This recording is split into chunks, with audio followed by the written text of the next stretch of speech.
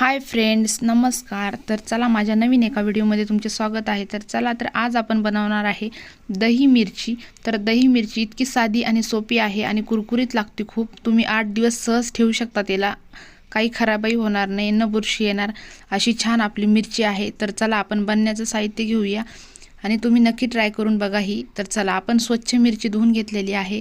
धुवून घेतली, पुसून घेतली, मी स्वच्छ कोरडी करून घेतलेली आहे आणि त्याला आपण कापून घेणार आहे. म्हणून ही प्लेटात मी एक काढून घेतलेली आहे. जेवढी तुम्हाला घ्यायची तेवढी काढून घेऊ शकता तुम्ही. तर हे बघा, मी एवढी मिरची बनवणार आहे. त्याला लागणारं साहित्य काढलेलं आहे मी. एका वाटीमध्ये, छोट्या वाटीनं 2 वाटी दही घेतलेलं आहे आणि इथं घेतलेलं आहे मी हळद, मीठ आणि मोहरी घेतलेली आहे. इथं 2 चम्मच मी धने घेतलेले आहेत जाड करण्यासाठी. तुमच्याकडे जाड जर धने पावडर असेल तर तुम्ही तीही वापरू शकता. तर हे बघा, मी मिक्सरला लावून घेणार आहे. तर धने भाजायचे वगैरे काहीच नाही, तसेच आपल्याला घ्यायचे. तर स्वच्छ करून धने घेतलेले आहे मी इथं, मिक्सरला लावून घेतलेले आहेत. जाडसर अशा ह्या पद्धतीनं आपण काढून घेतलेले आहे. बघू शकता तुम्ही. हे बघा, अशा पद्धतीनं मी जाडसर काढून घेतलेले आहेत. ह्या पद्धतीनं आता आपण ते टाकणार आहेत. तर चला, आपण फोडणीची तयारी करून घेऊया. आता हे सर्वजण आपल्याला त्याच्यामध्ये टाकून घ्यायचं आहे फ्राय करायला. तर चला, अगोदर आपण याला मिरचीला कट करून घ्यायचं आहे. स्वच्छ मिरची आहे आपली ही. तर आपण ही मिरची कट करून घेणार आहेत. तर चला, मिरचीला देठ ताजे असली मिरची तर तिला नक्कीच देठ ठेवा. आणि जर समजा मिरचीचं देठ जर खराब असेल, समजा सुकलेले असेल, काळे झालेले असेल, तर तुम्ही काढू शकता. तर चला, आपण ही मिरचीला छानपैकी आता कट करून घेणार आहोत. तर पाठीमागचं जे आहे ते कट करायचं अगोदर थोडासा, आणि मग ती मिरची आपल्याला सोपी जाते. तर बघू शकता तुम्ही, मी अशी मिरची पूर्णपणे कट करून घेतलेली आहे. ह्या पद्धतीनं मी छानपैकी समोरचं पाठीमागचं जर टोक आहे छोटासा, पहिले काढून टाकायचा थोडासा, म्हणजे आपल्याला मिरची साधी आणि सोपी जाते कट करण्यासाठी. तर बघू शकता तुम्ही, थोडंफार यातलं आपलं हे पण गळालेलं आहे, बी पण गळालेलं आहे. तर बघू शकता तुम्ही, हे अशाप्रमाणे मी मिरची कट करून घेतलेली आहे. सोपी पद्धत आहे ही कट करण्याची, म्हणजे लागतही नाही आणि मिरची आपल्याला सोपी जाती पद्धत बनवण्यासाठी.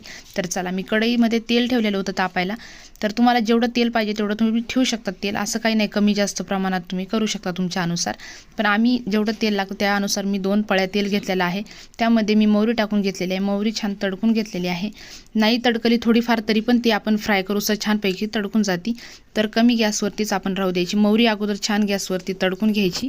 तर बघा, आपण मोहरी तडकून घेतलेली आहे आणि मी फ्राय करत आहे मिरची. आता मिरची छानपैकी अगोदर फ्राय करून घ्यायची. त्यातलं वल्ल जर आहे ना, वलसरपणा जो आहे मिरचीतला, तो पूर्ण फ्राय करून काढून टाकायचा आपल्याला. तर बघू शकता तुम्ही, तेलात आपण पूर्णपणे मिरची व्हाईट करून घेतलेली आहे, छानपैकी फ्राय झालेली आहे.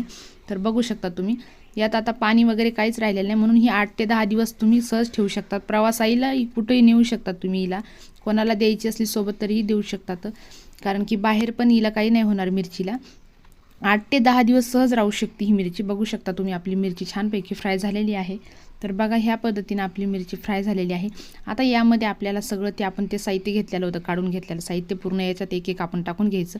तर पहिले टाकलेलं आहे मी इथं मीठ टाकून घेतलेलं आहे आणि अशा पद्धतीनं मी हळदही थोडी टाकून घेतलेली आहे. पहिले काढून घेतली मी हळद, म्हणजे मला जेवढी पाहिजे तेवढी, कारण हळदीनं पण उद्धट होतं ते, मग आपल्या जिभेलाही थोडा त्रास व्हायला लागतो. तर हळद लिमिटनंच टाकायची. तर बघा तुम्ही, ही मीठ टाकून घेतलेलं आहे. धने पावडर, तर तुम्हाला जेवढी धने पावडर टाकायची तुम्ही तेवढी टाकू शकतात. मी 2 चम्मच अशी टाकलेली आहे. एक भरून टाकला आणि 2 अर्धे टाकलेले आहेत. आता याला आपण छानपैकी फ्राय करून घेणार आहेत. तर बघू शकता तुम्ही, मी अशा पद्धतीने छानपैकी फ्राय केलेला आहे त्याला. आणि त्याला छानपैकी होईपर्यंत सुकत त्याला छानपैकी कमी गॅसवर राहू द्यायचं, म्हणजे कडूही होत नाही, करपत नाही ते. अशा प्रमाणामध्ये आपल्याला राहू द्यायचं. आणि बघा, आता हे दही आपण यामध्ये ॲड करून घेणार आहेत. तर बघू शकता तुम्ही, मी ते 2 वाट्या दही घेतलेलं होतं छोट्या वाट्याने, ते पूर्ण आपण यामध्ये ॲड करून घेतलेलं आहे. आणि कमी गॅस राहू द्यायचा. बघू शकता तुम्ही, कारण हे पूर्णपणे पाणी काहीच नव्हतं त्यामध्ये. तर दही टाकल्याबरोबर थोडंसं आपल्याला हे होतं, तर कधी हातावरही उडतं, तर थोडं सावधानीमध्ये, कारण की ते कधी कधी उडतं पण, आणि फ्राय करताना पण कधी ब्या उडतात. तर असं काही नाही, थोडंसं कमी गॅसवरती केलं तर आपल्याला सोपंही जातं आणि प्रॉब्लेमही येत नाही, आणि मिरची पण आपली करपत नाही. छान आपली मिरची फ्राय झालेली आहे. तर बघू शकता तुम्ही, अशा पद्धतीनं याच्यामधलं पूर्ण दही कोरडं होऊ द्यायचं आहे. पूर्ण दही, हे बघा तुम्ही, पूर्ण दही कोरडं होऊन किती छान मसाला लागलेला आहे मिरचीला. वाटत पण नाही दह्याची मिरची बनवलेली आहे म्हणून. तिखटही नाही आणि काहीच नाही, आणि छोटे मोठे खाऊ शकतात अशा प्रमाणात ही मिरची तयार आहे आपली. तर चला, तुम्ही नक्की ट्राय करून बघा. आमच्या चॅनलला लाईक करा, सबस्क्राईब करा. तर चला, भेटूया नवीन एका व्हिडिओमध्ये परत. तर चला, नेक्स्ट